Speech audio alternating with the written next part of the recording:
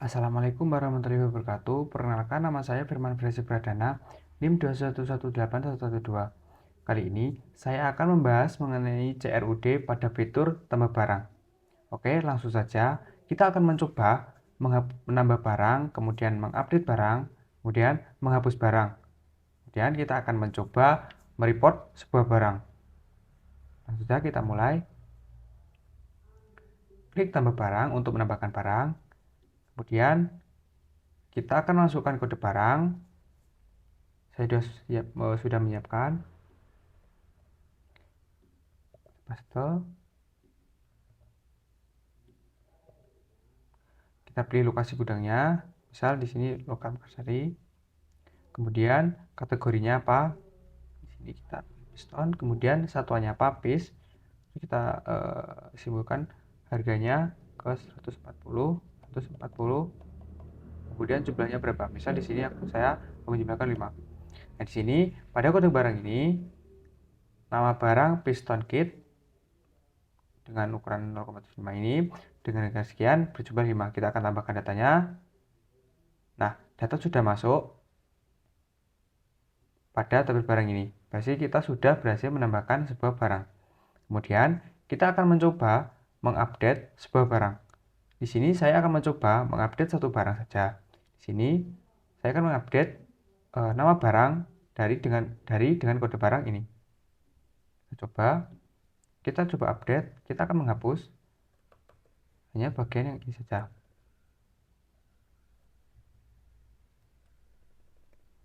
Nah, dengan kode barang ini kita akan ubah namanya menjadi MPX2 dengan ukuran 0,8. Kemudian kita ubah juga misal harganya 5 dengan jumlah dengan di gudang kita ubah ke tanggungan. Kita langsung tambahkan data dengan kode barang ini. Kita ubah ke MPX2. Kita tambahkan data. Nah, ini update data berhasil. Kemudian kita akan mencoba menghapus data ini. Kita akan coba tekan hapus. Nah, data tersebut sudah tidak ada di tabel barang. Berarti data tersebut sudah berhasil kita hapus. Kemudian kita akan ke menu laporan. Kita akan mencoba mereport stok barang. Nah, ini untuk tampilan barang yang akan kita ekspor. Kita klik PDF ini. Nah, ini untuk report pada tabel barang.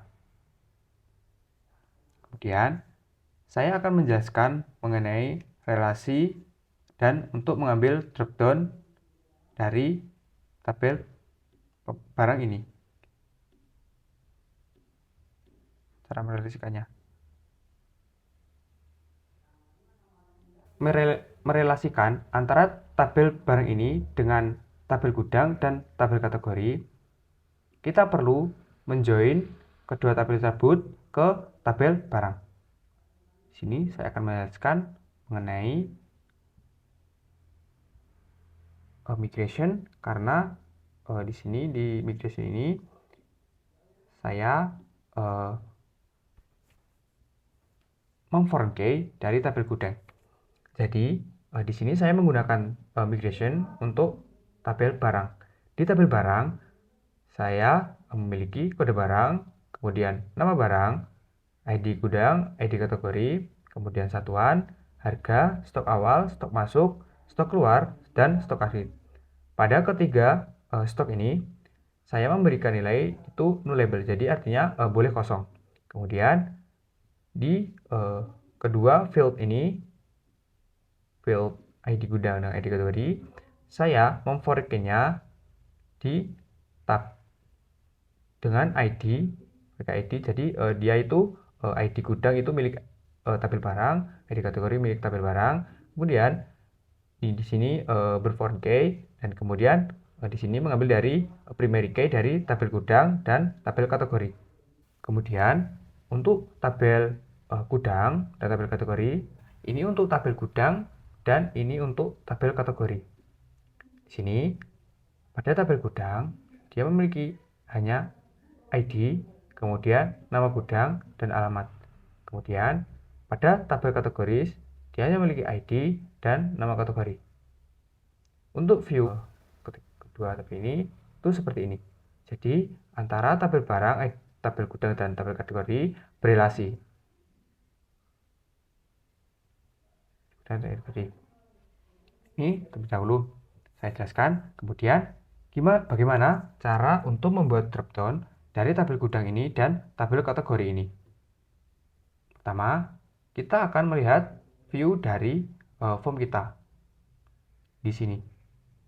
Jadi kita akan menampilkannya ini pada indeks.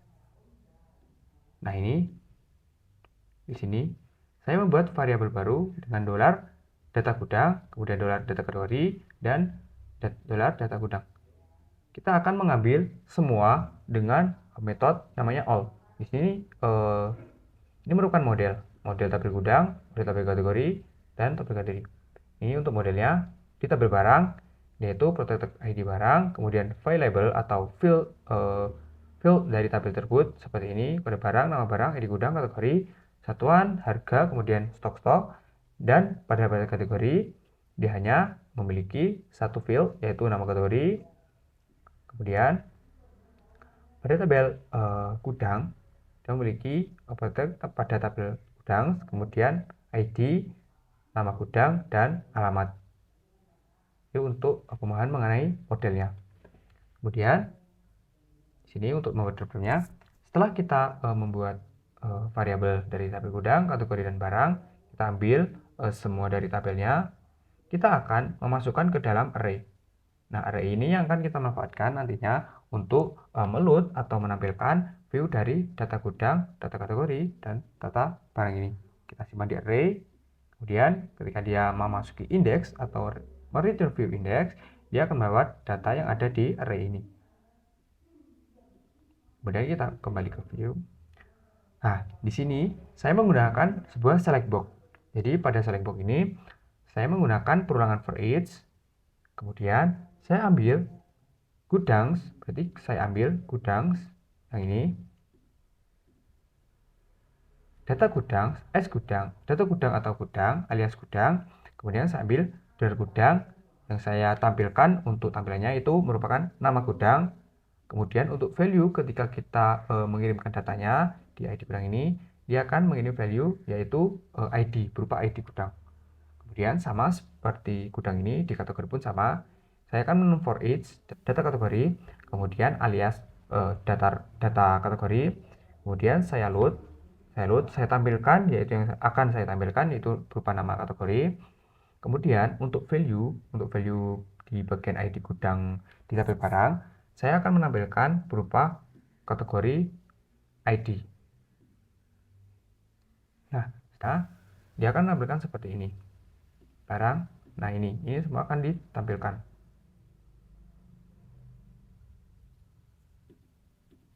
Lalu bagaimana sih cara menjoin? Setelah kita verifikasi, kita harus menjoin tabel tersebut untuk menampilkan di tabel kategori ini seperti ini. Kan sebelumnya kita gunakan ID. Sini ID. Nah, bagaimana cara untuk kita menampilkan ID dan kita ambil nama dari kategori ini? Caranya cukup mudah. Kita ke yang namanya itu ada Eloquent. Jadi Eloquent itu sebuah metode di dalam model. Kita akan memanfaatkan Eloquent ini untuk menjoin sebuah tabel. Jadi Eloquent ini berfungsi untuk merelasikan atau menjoin di dalam tabel. Di sini saya definisikan terlebih dahulu sebuah metode yaitu gudang ataupun kategori yang akan kita load, kita join nantinya. Kita gunakan metode, kemudian kita return this belongs to ini, berarti dia itu satu-satu. Jadi kan satu barang itu hanya memiliki satu gudang dan satu kategori. Jadi kita gunakan belongs to. Kalau misal dia memiliki banyak barang, itu kita gunakan has many yang namanya has many. Kemudian kita ambil tabel gudang, berarti ini dari model tabel gudang ini kita panggil kelas. Kemudian kita samakan atau kita foreign key dari tabel barang itu apa? Dia foreign key ke ID gudang. Jadi ini merupakan foreign key dari tabel barang Kemudian ini juga form key dari tabel barang. Sama seperti ini, kita panggil belongs to dengan model tabel kategori ini.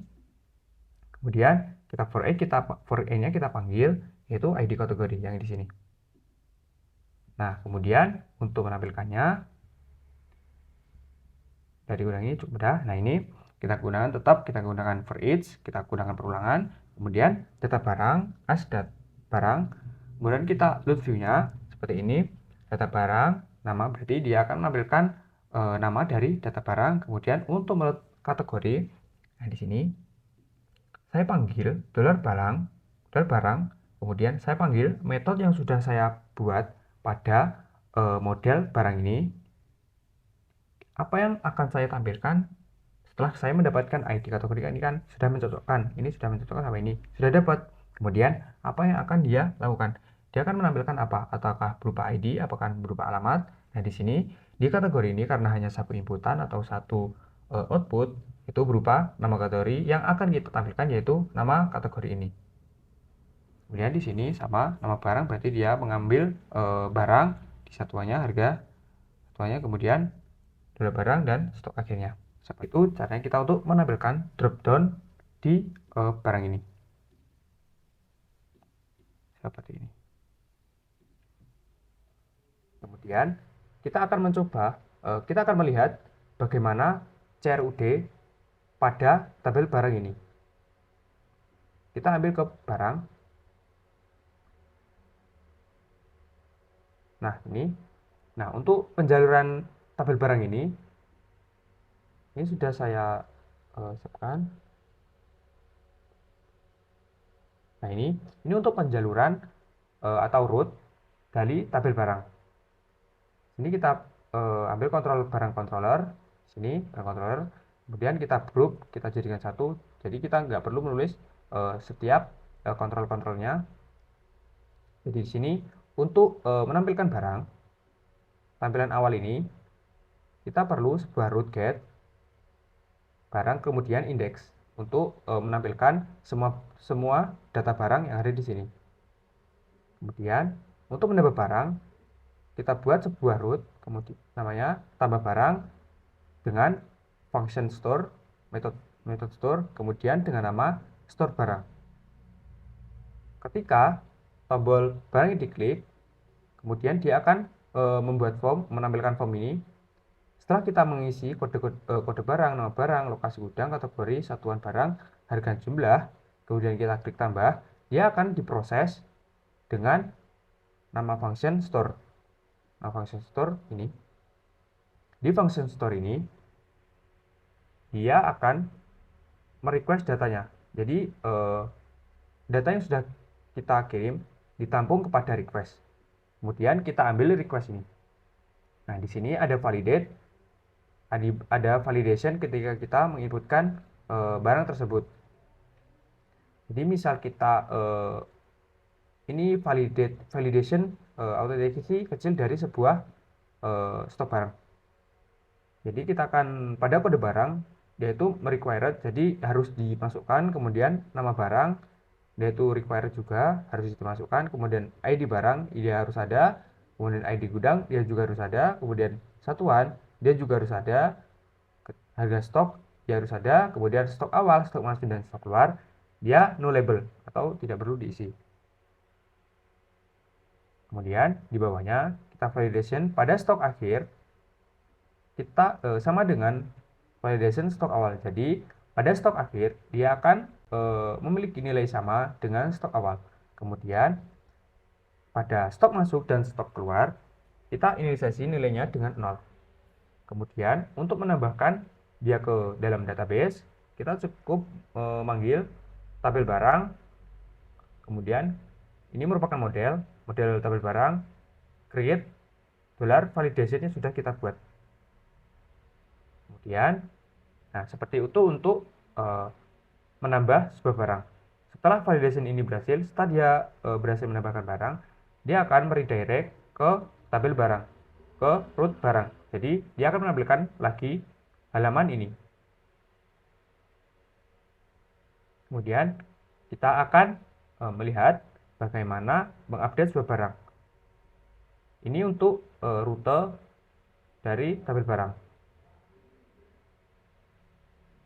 Di sini pada namanya, rootnya, dia namanya update barang. Ketika dia diupdate, dia akan menjalankan fungsi update ini. Kita cek, update, tulisnya apa. Nah, seperti ini. Mari kita kembali. Setelah dia menekan tombol update, dia akan masuk ke ini model update ini. Data yang lama dia akan menampilkan data yang lama yang sebelumnya kita klik itu, kemudian kita akan mengedit barang tersebut. Setelah barang tersebut diedit sesuai editing kita, dia akan masukkannya ini dengan metode put. Kalau untuk mengedit dia menggunakan metode put. Nah, kemudian sama dia akan ditampung di request terlebih dahulu. Kemudian kita akan memasukkan tabel barang ke model tabel barang, di mana requestnya adalah ID, di mana berarti di sini tabel barang where ID yang sudah kita masukkan, update, kemudian ini nama di database, kode barang, nama barang, ID gudang, ID kategori, satuan, harga, stok awal, kemudian merequest apa yang sudah kita ubah atau kita ganti dengan menggunakan metode update ini. Ketika metode ini berhasil dijalankan, dia akan kembali ke root barang.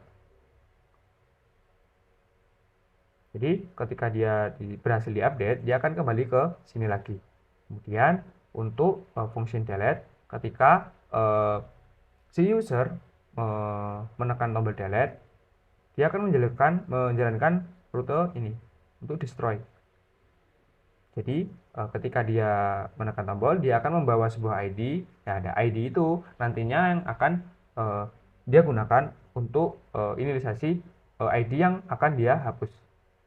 Ketika dia menjalankan, dia akan menjalankan fungsi destroy ini. Kita lihat fungsi destroy. Di fungsi destroy, dia hanya merequest sebuah ID. Kemudian kita cari semua tabel barang di mana ID yang sudah kita inputkan. Kemudian kita gunakan function delete. Nah, setelah delete, kita redirect ke root barang. Jadi redirect ke tampilan ini lagi. Seperti untuk cara mengakses dropdown dan menggunakan cara controller barang ini bekerja. Kita akan membahas bagaimana cara untuk mengekspor sebuah data melalui PDF. Jadi yang pertama kita lakukan yaitu membuat sebuah penjualan baru untuk membuat ekspor ini. Jadi di sini di web di root ini saya sudah membuat sebuah root, itu namanya cetak stok PDF gudang. Jadi setelah cetak stok ini diklik atau dijalankan, dia akan menjalankan fungsi print stok PDF gudang ini, dan dia akan menjalankan di sini. Nah, ini dia akan menjalankan fungsi ini. Bagaimana caranya dia dapat menjalankan fungsi ini? Nah, pertama saya itu harus menginstal ini terlebih dahulu. Teman-teman kunjungi GitHub verifdh random PDF ini, kemudian menginstal Composer ini lewat terminal kita, Composer required verifdh ini, kita install terlebih dahulu. Kemudian kita tinggal use verifdh ini, karena setelah teman-teman menginstal ini, itu langsung diinstal pada package kita. Tinggal jalankan ini, kemudian kita jalankan perintah ini untuk mendownload langsung, kemudian atau ini, terserah teman-teman. Nah, seperti ini. Setelah saya download ini, beda ini, saya akan memasukkan use-nya itu di atas, paling atas ini. Nah, ini use verifdh ini. Nah, kemudian setelah dia menekan tombol, dia akan menjalankan ini. Ini untuk menambahkan fungsi tambahan untuk mengekspor. Ini dia menjalankan fungsi ini. Jadi di sini saya mengambil semua data barang. Berarti adalah data dia pada model tabel data ini kita ambil semua, kita ambil all pada tabel barang ini, kemudian kita load PDF, make, kita buat apa yang kita buat? Dum PDF wrapper. Kemudian kita buat sebuah HTML dasar untuk membuat sebuah tabel. Ini untuk tampilan di atas, untuk headernya. Kemudian kita load datanya.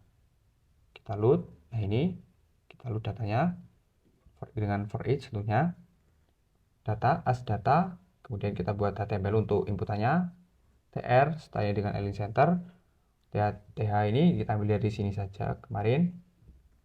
Kemudian setelah itu kita buat file baru PDF. Kemudian ini kita buat load PDF.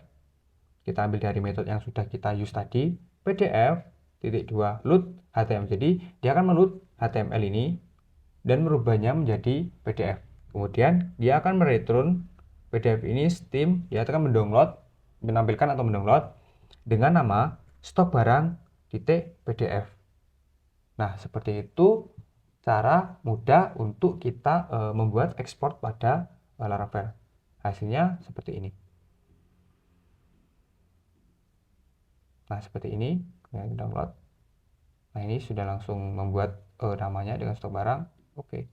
Nah, ini stok barang sudah berhasil di-download. Terima kasih semuanya atas perhatiannya. Atas kurang lebihnya saya mohon maaf. Billahi taufik wal hidayah. Wassalamualaikum warahmatullahi wabarakatuh.